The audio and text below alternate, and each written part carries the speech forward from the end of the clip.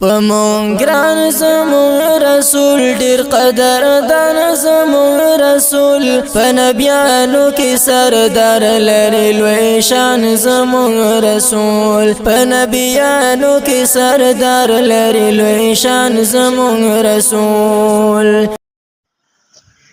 عن أبي هريرة رضي الله تعالى عنه قال قال رسول الله صلى الله عليه وسلم من كان يؤمن بالله واليوم الآخر فليكرم ضيفه ومن كان يؤمن بالله واليوم الآخر فليصل رحمه ومن كان يؤمن بالله واليوم الآخر فليقل خيرا أو ليصمت. أخرجه البخاري ومسلم.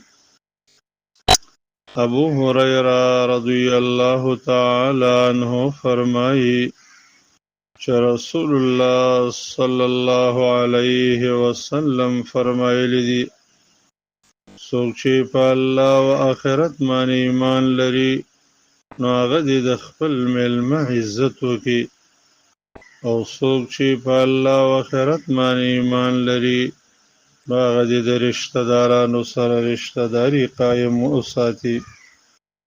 څوک چې په الله او آخرت باندې ایمان لري هغه د یاد خیر خبرې کوي او یاد چپ کینی. کله چې په حدیثو کې دا کلمه راشي چې من کان یؤمن بالله والیوم الاخر نو د هغې نه وروستو د ایمان شعبې بیانېږي.